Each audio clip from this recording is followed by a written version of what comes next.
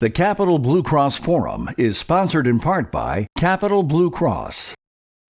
Good morning. I'm Doug Furness, and welcome to this episode of the Public Affairs Forum sponsored by Capital Blue Cross. Capital Blue Cross is a regional Blue Cross plan serving approximately 800,000 members in central Pennsylvania and the Lehigh Valley. I want to thank our longtime partner in these broadcasts, PCN, for their commitment to the program and the relationship they have with Capital Blue Cross. We look forward to continuing our relationship with them for many years to come. Our format today will be familiar to most of you. Our guests will make a brief presentation followed by a question and answer session moderated by me. If a member of our live audience wants to ask a question of our guest, please submit it through the chat function and I will ask it of our guest. The whole program should last about an hour. I'm excited about our guest today. He's a repeat guest on the Public Affairs Forum, and our guest is Jordan Harris, the House Democratic Chair of the Appropriations Committee. Representative Harris, welcome today. Good morning, and thank you so much for having me. I'm excited to be here with you this morning and to talk to you all and answer all of the questions that you may have.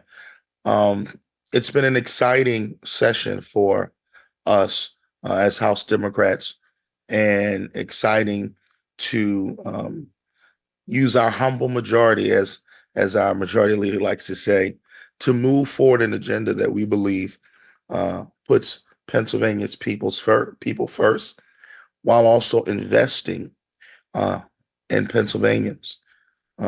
Just last week, we made a significant step in the House of Representatives in a historic bipartisan vote.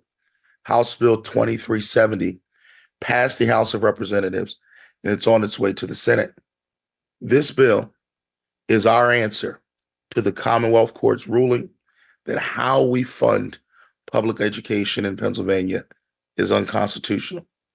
I'm sure many of you are aware that 10 years ago, the state was sued about how we fund education. About a year and a half ago, Common Pleas Court Judge Cone Jubileer came down and said that how we do it is unconstitutional and that we, the legislature, needed to address it. Over several months, the Basic Education Funding Commission met and they passed a document, a blueprint, basically, for how we can get into constitutionality. And then this week in Harrisburg, we took the first step by codifying the funding in the first iteration of getting us on a roadmap to fully fund our schools. Like I said, in a historic bipartisan vote, we not only fully funded our schools by pushing money through an adequacy formula, but we also dealt with providing local taxpayers the relief that many of them deserve because they had been overtaxed and overburdened because of our lack of funding at the state level. So it was a great week for us with regards to education. But in addition to what we've done in education over this session, we've passed more than 300 bills over to the state Senate that await them taking action. But we've also been able to pass some things to the governor's desk. In addition to celebrating this historic vote last week, we also celebrated us passing the third iteration of a bill that's been very important to me, which is what we call Clean Slate 3.0. I think the last time I was on this program, I was joined by my partner in reform, Representative Delosier, and we talked about the work that we had done around Clean Slate. Well, some years have passed, and we've had to update what it is that we've done in the criminal justice space. So just this week, we celebrated Clean Slate 3.0, finally coming and taking action in the state of Pennsylvania. So now those with low level, not just misdemeanors, but also drug felonies and nonviolent felonies can see their criminal records automatically sealed and those with those summaries and misdemeanors can see their records sealed faster. So we've been able to move things forward with this one seat majority that we believe continues to invest in Pennsylvania. That also includes our property tax, the increase in the property tax rent rebate, which if you go to any elected official across this Commonwealth, it's a very popular program in their district. We increased how much money we were sending, while also increased the eligibility for folks. So we're moving an agenda that really centers on how we support the people of Pennsylvania. And I'm glad we're doing it. I'm glad about what we've gotten done. And I'm glad about all of the bills that we've been able to get to the governor's desk in such a short time. But we're now in the month of June, and I'm sure everybody here is going to have a myriad of questions and want to talk about the state's budget. So I'll stop talking so we can answer some questions and hear what you want to ask about the state's budget. Outstanding. And I'm glad you're back on the program, and welcome. You gave us a few things that I'd like to unpack, and the first one is in your home run swing, the clean slate stuff, because you're proud of it, and rightfully so. Number of our folks, our employees probably remember when you and Representative Delosier spoke about it in person. It seems like a million years ago, pre-COVID, right? It was in person at our facility. I remember it well. But PCN's recording this, and it's going to be shown to a statewide audience. And there's probably folks out there that don't know what that all is. So if you could take a little deeper dive into the clean slate. Why is it needed? What does it do? And what are the folks who are going to be who will benefit from it? What can they expect moving forward in their lives? Well, back in 2018, under Governor Wolf, Representative Delosier and myself were able to get the first iteration of Clean Slate done. And here's what the bill does. At that time, because then I'll walk through how we got to where we are today. Clean Slate only dealt with misdemeanor 2s, misdemeanor 3s that are of a nonviolent nature. Now, for those at home, those are our lowest, the lowest level of offenses that a person can get. For example,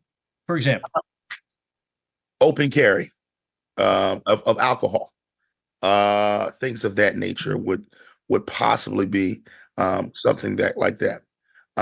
Some types of minor crimes that a person committed that was on their criminal record and that would preclude them from becoming gainfully employed. What we were seeing is that there were lots of folks who were applying for jobs, and because of their past, and this is not a recent past we're talking about, but a past of 5, 10, 15, 20 years ago, they were being denied the opportunity to become gainfully employed, right? So we passed the clean slate. Misdemeanor 2s, 3s, summary offenses, null pros or things that you were charged with that you were never convicted of would be sealed on your record after 10 years if you paid court costs and if you paid your restitution. Fast forward a few years later, there was an amendment added to a piece of legislation that removed the requirement for you to pay court costs. You would have still had to pay restitution, but not court costs, because what we saw was that it was court costs that were still holding people back from being able to get their records automatically sealed. Now, I want to explain that because there's a difference between automatic sealing and just having to go to court. There is a process where you could go to court and do it. But the thing about Clean Slate was we saw that people weren't going to court. So we created a process where this can happen automatically. Fast forward to Clean Slate 3.0. We have all of the misdemeanors that are of a nonviolent nature. Plus, we added nonviolent felonies and nonviolent drug felonies. We dropped the misdemeanors to 5 years, put the felonies at 10 years. We also inserted that if you've gotten a pardon, your record is automatically expunged, because up until this bill was passed, you could have a pardon from the governor but still needed to take the extra step of going to a courthouse and getting your record expunged. So all of that is now wrapped up in Clean Slate 3.0. Now, here's why this is important. Several things. One, Pennsylvania was the first state in the nation to do automatic record sealing. The first. Since we've done that, more than 11 states have followed suit across the country and have passed their versions of Clean Slate. In addition to that, more than half of the states in our union have introduced Clean Slate legislation, and Clean Slate legislation has been introduced at the federal level. So, for once, Pennsylvania is taking the lead on doing something. So, we are a national model with regards to automatic record sealing. The other thing is that since we started doing the automatic record sealing, we've sealed more than 43 million records and have helped well over 1 million people, right? So what we celebrated this week, because we signed the bill back in December, what we celebrated this week was the bill actually taking effect in law. So, Clean Slate is something that we started here in Pennsylvania. We, kind of took a small bite at the apple first to prove that it worked, and then came back, as we often do with legislation, refined the legislation, and we're so excited to where it is. Lastly, I'll say this about that: there's actually, since what we started in Pennsylvania, is actually now a national nonprofit called the Clean Slate Initiative that is actually going all over the country to take the work that we've done here and get other states on board. So it's really an exciting piece of legislation that has taken a moment in time in Pennsylvania and truly created a national movement. Outstanding. And before we get into the whole budget thing, and I'm sure we'll have folks on the webinar who have questions as well, I want to ask you: criminal justice is important, and criminal justice reform is important, and it's important to you. And Clean Slate is a model for the nation. I'm curious if there's what's the next step? I mean, we can't be done, right? I mean, what's the next step for this? Because, a lot of folks get jammed up in this, and it makes moving forward with their lives and becoming gainfully employed and becoming, just moving on with having a family and being a productive member of society and all of those things, it jams them up. What are some of the next steps for criminal justice reform? Yeah, so in addition to Clean Slate, over the last, let's say, 10 years, there's been several other pieces of legislation that I've been involved in. And quite honestly, I think all of them I've been involved in with Representative Delosia's show. So I have to give a shout out to my partner, Representative Delosia, in this work. They for a while they were calling us the odd couple because you may not notice I'm Black, and I'm a Black Democrat from Philadelphia. Representative Delosia, a white woman, and a Republican from Cumberland County, who people would think would not work together. And the truth is, Cheryl and I vehemently disagree on other issues, but on this issue we agree and have been able to work together and get a lot of stuff done. So, in addition to Clean Slate, over the last 10 years, we've done reforms to our professional licensing system.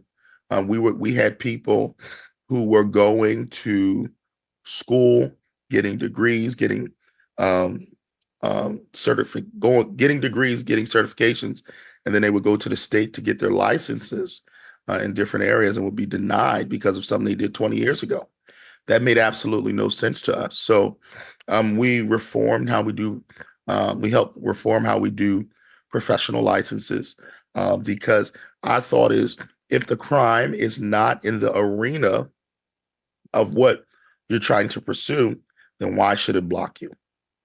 In addition to that, we also last year did probation reform, something we've been working on for 5 years. We were able to get that to the governor's desk and signed. Far too often, there were people who are on this endless path of probation in Pennsylvania.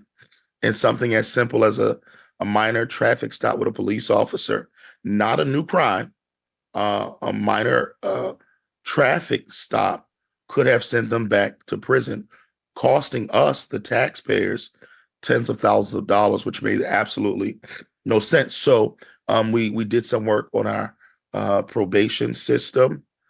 And I'm drawing a blank on the fourth one, but it was clean slate, it was probation, it was professional license reform, and something else. So we've done some substantial work in the criminal justice space here in the state together. Now the question is what's next? I don't know. I don't know. There's still a lot of things that have to be addressed. And I could tell you that I've been meeting with different folks about what is the next thing that we want to tackle. Here's why. Pennsylvania has a 67% recidivism rate. That means after within 3 years, 67% of the people who are incarcerated are going back. That means that we're not doing something right. Right. And it's costing us $1.3 billion to do that. We have to address the systems. And a lot of times it's red tape. It's easier to just say, oh, this person is bad. Da, da, da, da. And here's the thing. We're not saying that there aren't those who need to be incarcerated because there are some crimes that are a detriment to the safety of our communities. And those folks need to be incarcerated. But there are lots of them that don't. There are lots of them that need second chances. There are lots of them that we need to be working with to keep them home so we can take them from tax burden to taxpayer. So we're excited about the work that we've done, and be on the lookout for what's next from the dynamic duo of justice reformers. Well, Representative Delosier is very likely the state rep for a number of folks that are on the live webinar. So, and listen, she doesn't even know that we're doing something next. She'll learn it when she watches this on PCN. Yes. My mother is a constituent of hers, so and a proud one at that. So, in any event, we'll segue into another passion of yours, and that's education. Folks may not know that you were one time a public school teacher, as was I, and so I wanted to get involved in this conversation about the education initiatives that are being pushed by the governor and the House Democrat, and you spoke to that historic funding. The House approved on a bipartisan vote historic funding for public education this week. I'm curious, and you referenced the lawsuits and all of that kind of thing. I'm curious what happened over the years in funding our public schools that got so out of whack that it required school districts, parents to file suit that said, "Hey, the state's not fulfilling its obligations." Initially, what happened? Why did it get so out of whack?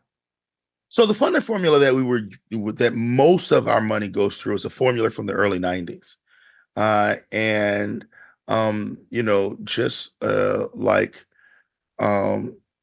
Just like the formula for your prescription drugs may need to be updated, just like anything that we have needs updating. That formula needed some updating, but folks weren't willing to do it for a very long time. Because of that, you saw our education and funding get out of whack. I mean, people are moving. We have different provisions to keep things stable and whatnot. But sometimes when people move and all of those things, and districts don't reevaluate themselves, there's a whole lot that goes into that. And so what we saw, and then I think the other thing is just us not pulling, and this is probably the biggest one, just not pulling our weight with the dollars and cents that we were putting in at the state level. So what happens, and I said this on a speech on the floor of the House, and I don't care if you're a Democrat or Republican, these are just facts, okay? Somebody always has to pay the bill. Right. And whether that's the state paying the bill, local government paying the bill, somebody has to pay the bill. So what we were seeing with our schools were, as we were not keeping up with inflation, increased costs to educate our children, local governments were raising their property taxes to try to close the gap and meet the financial obligations that our schools have. Now, as that was happening, you would just see the state's share, not the dollar, but the share of the pie going smaller, smaller, and smaller, right? So now you have local governments who are overburdened, taxpayers who are overburdened at the local level when we are not doing what we need to do at the state level. So what we were sued about was just how unconstitutional our funding was. So we created this adequacy formula where basically by pushing money out through that, it'll be about $5.1 billion over a 7-year time period that will raise us to the point of where we should be as a commonwealth with regards to our share of the whole education pie. In addition to that, there's going to be money pushed out to help local governments with regards to the increase in taxes that they've had to do over the years at the local level with school tax and property tax and the likes, right? And still money going through the basic education funding formula, which is the newest of the newer formula that we did maybe some 7, 8 years ago that was better than the formula that we were using in the early 90s. So it's a little confusing, but what folks need to understand is if you look at education funding as a pie, local government's portion of that pie was increasing. Our portion was not. It was decreasing. Now, what you'll hear some of my colleagues say is that, oh, it's a historic amount of money. We're doing a historic amount of money in education. And that's true. $1 more than what you did last year technically is a historic amount of money. So if you give $1 more in public education than you did last year, it's historic. But here's the thing, and I think, and this is the reality of education funding that the folks sitting at home should be able to understand. Your gas bill went up, your electric bill went up. If it didn't go up by $1, if it went up by $10, right? But you're only putting another dollar in. First of all, somebody got to make up that $9. But what is actually happening is the person who was typically paying the lion's share of that, they're actually now paying less. So that's what we were doing at the state level. We put in $1, or they're saying it's historic, when the dollar that was necessary was actually needed was $10. Okay. We would only do $1, and then the local government had to come up with the 9. So do I hear you right that folks on the call, they're the taxpayers, right? I mean, they may or may not have kids in their local school district, but they're paying their taxes. And may they see some either relief locally from the tax, from their property taxes or their local taxes, or at least stem the tide of the increase? So it's either or. It really depends on the local government. We know what we're doing is not forcing local governments to do anything, but what we're saying is here are the resources. So local governments could do a dollar for dollar reduction if they wanted to, or local governments could just stop increasing the tax burden on local residents moving forward. We pass our budget hopefully by June 30th, but many of these school districts, not many of all of the school districts are required to have some type of preliminary budget already approved. So, we were able to go on my staff, and I could tell you already that there are school districts that are already proposing tax increases if 2370 does not pass.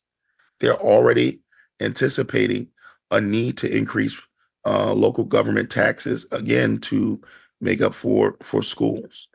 So, that's why 2370 is so important. Our hope is that those local governments will get, we pass this, goes to the governor's desk, or work this out in the budget. Of course, um, our hope is that those resources that local government now sees, okay, we don't need this 3.3% increase or 7% increase because we now have the resources from the state. Outstanding. Now, we've talked about the dollars and the dollars and cents of this. We have made significant investments in education over the last 10, 12 years, right? I mean, it's a lot of money's gone into it. I'm curious, and this is educator to educator. Now, it's been a while since I've been in a classroom, but Me too. yeah. But how do we define success? What is it going to look like? Because we're finally getting back to where we should be with regard to funding the districts across the state. As folks on the call and the folks on PCN or around the state who will be watching this on PCN, what can we expect for that money? What are our expectations from the classroom? What do you think? So that for me, that is the most important part of all of this. And for me, what we should be able to expect are outcomes. Um,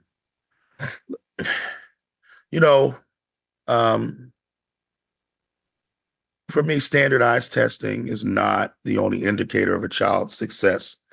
But what they're able to do with their high school diploma is an indicator of success for me. So, let me say this before I get there. Let me say this. We're going to be spending a lot of money if this gets done, right? And in addition to us spending the money, taxpayers have a right and deserve to know that the money is being spent well and that the money is being spent in a way where it is having the most impact on our young people. Right. So for me, this is not just a blank check to schools and school districts, but it is giving them the resources that we know they need. But we also must hold folks accountable on how those dollars and cents are being spent. So I think that part is important. The accountability part is important. What we should be able to expect is outcomes. And that means our young people who are going to college shouldn't have to take remedial math and English classes and whatnot if they have put in the work in their high school setting. That means that our young people who are going into trade and technical schools should have the skills necessary to be able to go in and do the work to get a certification or associate's degree or whatever it is that they're going to get. That brings up another fundamental part for me, which is the connection. And I literally was just with the Lancaster Chamber of Commerce. Shout out to Lancaster. I was there. I had a good time with y'all. Was with my own Chamber of Commerce in Philadelphia. And we have to do a better job. And when I say we, the state and districts have to do a better job of partnering with local chambers and business leaders to ask those questions of what is it that you need as a business out of our students? Because here's the thing, our students are the workforce of tomorrow. And if we're not aligning what we're teaching to enable our young people to become gainfully employed so that they can take care of themselves and their family, then we're missing the mark. And here's the thing. I support higher education. I am a proud Millersville graduate. I am proud of my work at Millersville. I'm on the council of trustees at Millersville. Anybody that knows me, knows my story, knows I love Millersville University. I'm a graduate of Cabrini College, got my master's degree from there. But I can tell you, I had a plumber in my house a couple weeks ago for a few hours, and they picked my pocket of about $4,000. And what I can tell you is that while we need more teachers, we need more nurses, we need those things in our marketplace. We also need more plumbers, more electricians. We need more police officers. All of those things are and I could go on and on with all of the different professions that we need. because as you and I know, Pennsylvania is an aging state. Okay. We have one of the larger aging populations in our state compared to other states across the country. That is something that we have to deal with. And there are many of our professions that are all in Pennsylvania that are also aging. Those folks have to be replaced. The young people that we have that are going through our K through 12 system, that is the pipeline. So what should we be able to expect? We should be able to expect that our educational system is providing the knowledge base to our young people so that they can fill the gaps and take up the mantle of what's necessary in tomorrow's workforce. Thank you for that. I couldn't agree more. Outstanding. And that offers a segue. You gave it to me. The state system, public higher education. Actually, I'm a proud Shippensburg grad, so we're both state system grads. And that's okay. The other state systems. Well, that kid. We'll have. We can have that debate later. We can have that debate later. That's right. We can have that debate later. But the state system is having its own challenges. Some of the schools in it, I mean, over the last several years, there's been a consolidation of several of the schools from an administrative perspective, and the governor has outlined an aggressive higher ed reform package in the budget. I'm curious where the House Democrats are on that, and what you think personally of all of that. What's the future of public higher ed look like in Pennsylvania? So here's the thing with the state system. First, let me say that higher education in general, is just seeing some challenges, and for various reasons. I mean, the number of people of that age, of the traditional, I'll say, age to go to college is declining. The cost of higher education has just gotten tremendously out of hand. And there are tons of options for our young people, and that's not to exclude those who are going back for a second career. But the bulk of the people we're talking about are young people coming out of our K through 12 system. There's a lot of options for those young people, and folks are having to compete for every young person that goes into their university. Here's at the state system level, just like I said, the share of what the state was doing for public education, K through 12, was shrinking. It also shrunk for higher education systems. So when you combined the shrinking investment that we were making at the state level with decreased enrollment, and increased cost, the state system experienced with many universities across this country, not just the Commonwealth, country, have been seeing. So some years ago, there were some mergers, some consolidations of state system universities. And where we are today, I mean, the governor has a proposal. Some of the parts of the proposal I agree with. I think what you're seeing is that we're working with the administration on kind of revamping what that looks like and what we'll do to get to the ultimate goal of collaboration between state system and our community college system, because that's a big part of it. Listen, we have to remove every barrier from our young people with regards to getting a higher education. If you're going to a community college here in Pennsylvania, you should be able to transfer those credits seamlessly into one of our universities, right? We should not have students who have to go back and take courses and credits over again because their credits aren't accepted. Things like that should not happen. And we should be making it more affordable for all of our young people, and quite honestly, for all of our learners. And so what we're going to be looking at is kind of not a working group, but looking at what collaboration looks like between the state system and our community college system so that it better serves our young people. But in addition to that, we're going to be looking at increasing the funding and the investment that we're making in the system. Part of that is money through FIA, and then others is money for our community colleges and our state system. Listen, our state system is a jewel, and it is a benefit to us to have. And I'm gonna be honest with you, you can't walk through the Capitol, you can't walk through an office, you can't walk through the private sector without running into somebody who was educated at Millersville, Shippensburg, Westchester, Cheney, Slippery Rock, Clarion, Lock Haven. I could name all of them, but Right.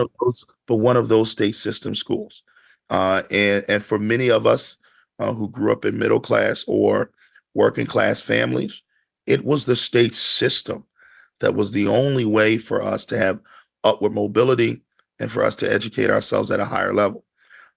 So we owe it to all of those young people who who are either in the system now or who will be in the future to make sure that it is a robust system that provides them with the runway for so that their education but that can take off, but also so that we can unlock financial opportunity for them in the future. I agree completely. I think what you know in your answer you gave me a segue into the next piece because or the next question because the state system's challenges really are a microcosm of the challenges the state faces just generally, and it's the idea of competitiveness. You mentioned it that some of the demographic changes have impacted the system schools. There's just fewer feet walking through the front door, Yeah. and that seems to be the problem.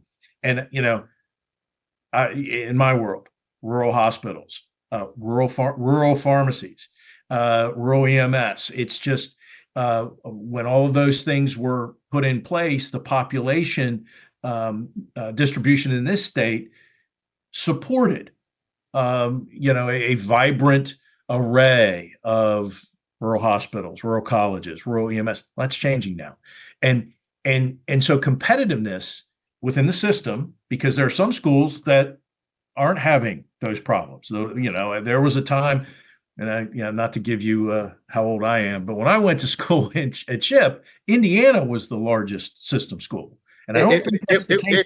It was when I was at Millersville. And it's not anymore. It's not. I think it's Westchester, right? And Westchester with Millersville at its heels.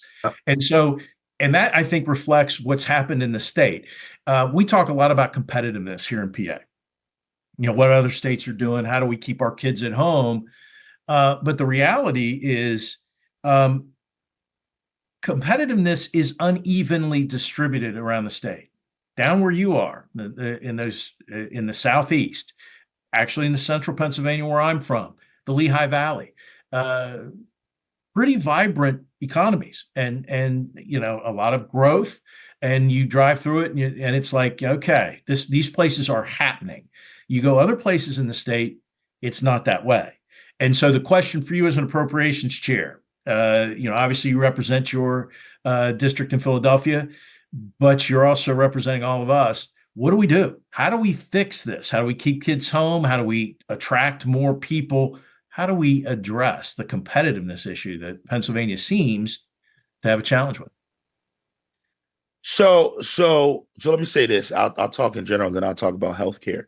Um, uh, we we talk about the abundance of riches that I'll say that we have here in Pennsylvania with all of those amazing state system schools. And then just schools across the Commonwealth. I'm a Philly guy, so of course I got to start with home. That's schools like University of Penn, Temple, Drexel. I mean, we are St. Joe's. We are heavily inundated in my city with an array of top-notch universities. You go out west, you got University of Pitt, you got Duquesne, and many others out in the west. We have lots of great and world-class universities here in Pennsylvania that people come to. Evansburg's at the top of that list, right? It's somewhere. It's somewhere. Something. But and then look, you got Penn State. Right.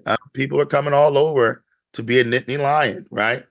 I just had dinner with President Benaputi the other day, and so with all of that, what we're not doing, in my mind, the best job of is retaining those young people while they're here.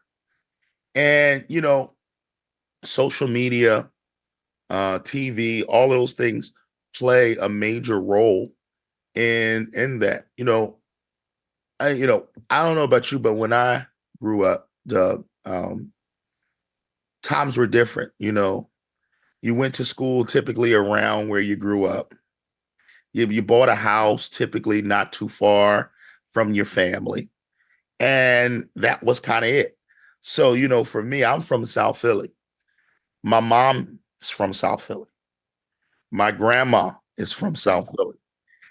My great grandmother uh, was born, I believe, in Florida, and then she moved to South Philly and stayed in South Philly. You know, um, so when you look at my family, if you go back to the early 1900s, my family's been in South Philly, and that's kind of been what we've seen for Pennsylvania in general. If you're from PA, you usually grow up here, you go to school here, you stay here, right? That's not the case anymore, Doug. Our Right. young people are growing up here and they're going to school here and they're saying, "Oh, I saw this great commercial for New Visit New York, or I saw, all of these different opportunities on social media because, all of these other places are advertising here." Our young people are seeing it and they're getting up and they're going. Whether it's because of better financial opportunities, whether it's better schools, whether it's better environments. Some things we can't control. If a young Right. person doesn't like cold winters and you grew up in Erie, there's nothing I could do for you, to help you with that. I love Erie, Yes. summertime, in Right. the summertime. Summertime. My friends in Erie, we always joke about that. They're like, "Oh, you gonna come to Erie? I will see you in July, August, and September. That's But right. come November, I will see you the next year." But I Right. am a South Philly guy. I am not built for all that snow. But I say that to say that our young people are having more and more opportunity to choose where they want to be. So we, as a Commonwealth, have to be a destination for people. Listen, Doug, we're going to have an awesome opportunity in 2026 to highlight the state of Pennsylvania. 2026 is the 250th anniversary of our nation. But not only that, out in Pittsburgh, you're going to have the NFL draft. Out in Philly, you're going to have the MLB All-Star Game. You're going to have the World Cup. You're going to have all of the 250th celebrations. All of those things will be happening. Philadelphia, Pittsburgh, and quite honestly, in a lot of places in between. It is our opportunity to highlight, showcase who we are as a state, the variety, the diversity, all of that, in in the hopes that when people come, they'll see something they'll like and they'll want to stay here. We have to become our biggest cheerleaders here in the state of Pennsylvania because people have options. And when they have options, they're making their decisions. We, as an aging state, have to get younger and more people to come here to school, stay here, meet the love of their life, get Right. married, raise their family, buy their house right here in Pennsylvania. Now, in order to do that, not only do we have to have great schools and all that kind of things, we have to have great healthcare too. Okay. Because while I'm in Philadelphia and I can drive right up the street, literally right up the street, and I could be at the University of Penn. Children's Hospital is right across the street from there. If you go up into North Philly, you can go into Temple University. You know what I mean? We have hospitals all over my region. That's not the case in many places in Pennsylvania. And there are people who have to go 45 minutes, to an hour to deliver a child. That doesn't make sense in 2024. And we have to do a better job of how we are working to support rural hospitals, how we are working on reimbursement rates at the state level to ensure that hospitals not only can stay afloat, but that they can thrive, that they can have diversity in their offerings. We got to look at what we are offering regionally to make sure that there are different things in different places across this Commonwealth so that we can make sure that you're not being denied high quality health care just because of where you live in Pennsylvania. Now, that's not to say that, we're going to have hospitals in every county and, these massive facilities. Not saying that, but we need to look at a map and be sure that within a small period of time, people can get to where they need to get the health care that they deserve. So, I could tell you very directly. I sat down with my colleagues in the from the northeast part of the state, and we talked directly about that and some of their needs and what we're going to be doing, want to do to help them, because healthcare should be equal, but it's not, and we got to change that. Well, that's a wonderful segue into my next line of questioning. We are a health insurance company, so the folks on this call on the live webinar are interested in some of those things, and there are a few big ticket items out there that you guys might wrestle with over the next several weeks and maybe into the fall. The first one is pharmacy benefit managers, right? I mean, the governor mentioned reform of pharmacy benefit managers in the budget address. And full disclosure, I mean, Capital Blue Cross uses a pharmacy benefit manager, a PBM, Prime Therapeutics, to try to control our pharmacy spend for our members. We try to use it to control costs, but while we're giving them the medications that they need, right? I mean, it's a balancing act. The state uses PBMs in the Medicaid program. And so the question for you, and you mentioned the hospital angle of this and the pharmacy angle of this. How do we balance reform, right, with cost control? Because the two things tend to pull against each other a little bit, but I'm not sure one is more important than the other. And we don't want to fix something. What was the old saying? We destroyed the village in order to save it, kind of thing. As a health insurer, we're concerned about all of that. I'm curious where the House Democrats are on the governor's proposals. Well, so here's what I'll say. I think we have to address the costs of our farmers of our pharmaceuticals. I mean, people should not have to decide between getting their medicine and paying a light bill or a water bill or whatever. That's just unacceptable. And while doing that, and look, I understand insurance companies have to balance their budgets, but nobody, and that's insurance companies, pharmacists, drug companies, nobody should be balancing their budgets on the backs of people. Okay, because at the end of the day, that's the most important part of this equation is the end user. So I do know that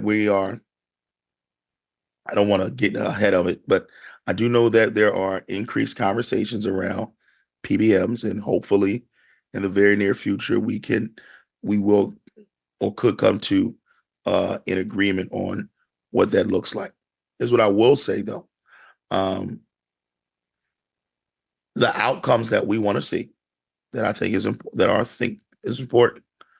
We want to see costs decreases for our end users, and making sure that folks are able to get the medication that they need. Also, we are concerned about the mom and pop pharmacists in our communities. When you talk about rural healthcare, part of that rural healthcare is pharmacists. Everybody doesn't have those big chain pharmacies in their neighborhoods.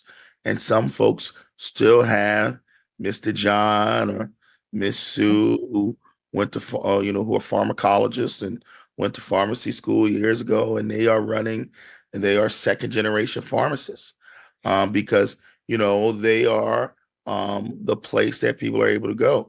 And not only that, but they're the place that people are able to go and sit down and ask a question about the medication that they're taking. They are very important to the equation as well. So it is a balancing act, and I think we're getting there on balancing. So I don't want to get ahead of it, but hopefully we'll hear something But very soon. I would just like to offer, Capital Blue Cross, we're interested in working with the House Democrats and obviously the folks in the Senate and the governor's office on reform that makes sense. So count us as a willing participant in all I that. got you. I got you. The second one is the state exchange, right? I mean, the state exchange is a highlight in Pennsylvania. It was a bipartisan approach uh, uh, that created a state healthcare exchange, and we fund it through fees from the insurance industry, and obviously consumers are able to get um, uh, subsidies from the federal government in order to purchase the products. Well, the governor has proposed a state subsidy program on top of the federal program, which we are, uh, we're very supportive of. We're on we're active members of the Penny Exchange, and we have a seat on the board, and we are appreciative of that, and take it very seriously. I am curious. The governor has proposed a 1-year pilot program where the reinsurance plan is funded by a movement of money from another state program, the Workers' Comp Security Fund, and then the fees that the insurers pay into the exchange are now going to be used for a subsidy program. It's a one-time pilot to see how all that works. I'm curious where the House Democrats are on that. I know you passed a bill and sent it to the Senate. I'm curious what kind of conversations you may be having with the Senate at this point on that. Yeah, we're still supportive of what the governor is doing, because at the end of the day, the goal is to lower costs for citizens who are buying their health care on this exchange, and we want to see how it works, and if it works, see how we can continue to lower those costs for everyday people. So we are lockstep with the governor on this particular plan, because there are far too many people who are missing premiums because they just can't afford it. So we wanna layer on top some state help, so that folks who are going out on the exchange can afford to provide health care for their families. Now, the other part of that is reinsurance, and that's getting in the weeds for the folks who don't understand what that is. But reinsurance is insurance companies buy, and so to offset claim costs. Now, there's a part of the Penny Exchange includes a very robust reinsurance plan, and your caucus has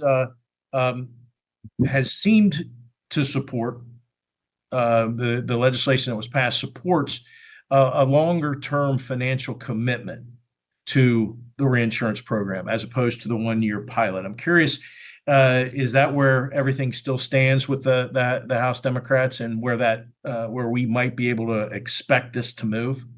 Well, listen, we're committed because we believe it needs to happen. There are far too many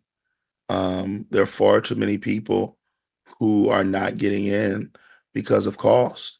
And we just want to layer on a state level support so that people can afford health care. And that's where we are. Okay. You know, healthcare is an interesting thing. It's not important until you need it. And Yes, it typically when you need it, it's a little too late. So we want to, and here's the other thing. Typically when you need it and it's a little too late, it's costing us more as a state, right? The more we're doing on the front end to be preventative, to get people high quality health care so that they're going to see their primary care physician, so that they're getting their screenings, so that they're getting their checkups. Those are things that in the long run save all of us. It keeps people out of the ER, which is more expensive for us. It keeps people managing whatever ailments and illnesses they may have. So, a lot of this is also preventative. Look, Doug, I just turned 40 last month. Okay. And I went and saw my primary care doctor, and she sat down with me and rolled through all of the list of all of the new things I got to do at 40. Right. Hey, And, you're a little older than me, Doug. So you know what that list is. And just little. it ain't one that I'm happy about, Doug. I'm not happy about some of these things, but it is something that I have to do. But these things are to help me be in a physical position where I'm not now at an emergency, 2-3 years from now because of what I didn't do now. Right. That's why that healthcare and those costs are important, because we're actually saving taxpayers money in the long run. Outstanding. Thank you. I just have a couple more questions. And Let's knock 'em out. just got a couple more questions before I let you go. This one it may be interesting to a number of folks, but this is a big deal, actually. And it's the legalization of adult use marijuana. The governor has said he supports it. I'm curious where you are. You're in the city. And so I imagine just right across the river in New Jersey, it's legal. And I live down south near Hagerstown, southern Pennsylvania, and Maryland has it legalized. I'm curious where you are on it and what you think the prospects are moving forward. So I'm in favor of legalization of adult use cannabis. I've been in favor. I voted for medical, and I'm in favor of adult use. Let me now there are a couple caveats. I am in favor of adult use cannabis, but I think whatever bill we pass has to also have criminal justice and criminal restoration a part of it. So that means people who have criminal records for marijuana got to get rid of those. We cannot legalize and sell something that people are still being hammered on their criminal records about. So we have to do that. I think we have to make sure that we're opening opportunities so that everybody can participate in this new market space. So those are two things that are very, very important to me with the legalization of adult use cannabis. I have been to New Jersey to see how they're doing it. And anybody that's against it or that's concerned, I implore or encourage you, depending on where you are, go to your nearest state and check it out. The nearest place for me is New Jersey. I went over, I looked at how they're doing it. I mean, the place is immaculate. Okay. There's security, they're checking IDs, they're doing all of those things. And I think a lot of times, a lot of people who are against it is because of a lack of understanding and knowledge. They just haven't seen it up close and personal.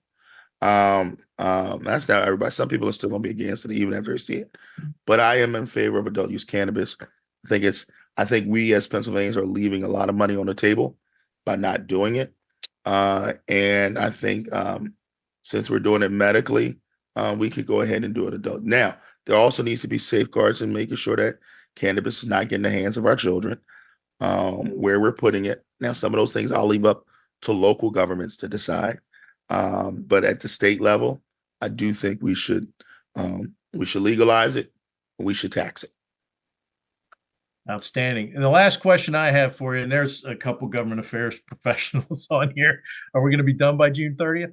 We're going to have a budget by June 30th. Tell people all the time, if I had that crystal ball, I probably wouldn't be here because I would have hit the Powerball or the Mega Million by now. But here's what I will say. Here's what I will say.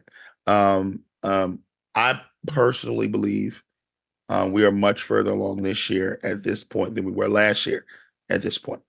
We are talking very often, quite honestly, and there's a few sticking points, big ticket items that we have to work out, but I don't think any of those things are insurmountable.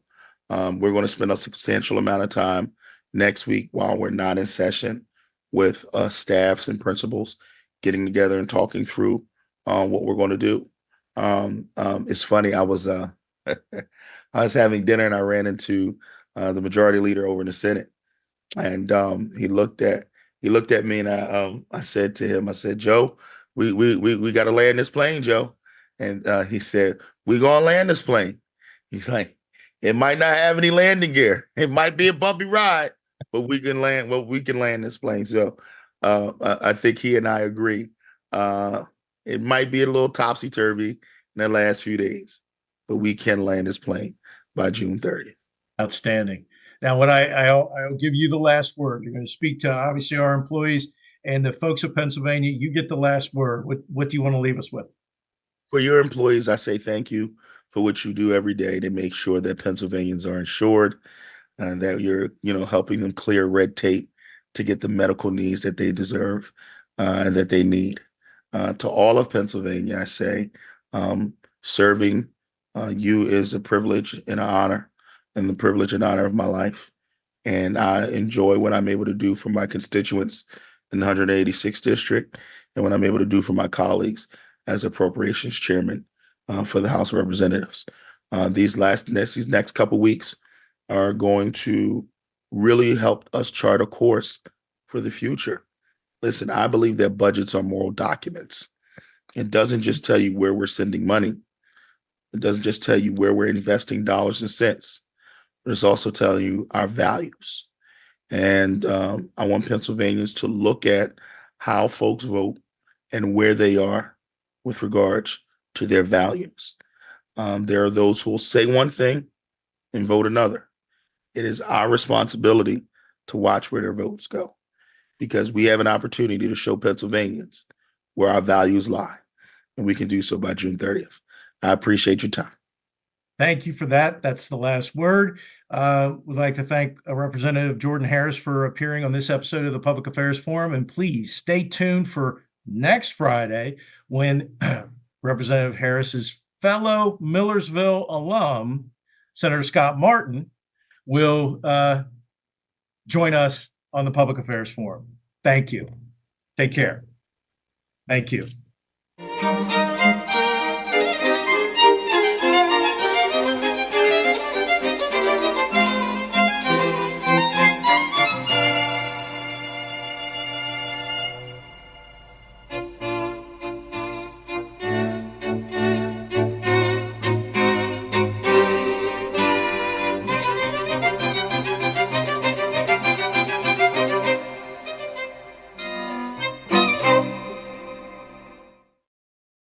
The Capital Blue Cross Forum is sponsored in part by Capital Blue Cross.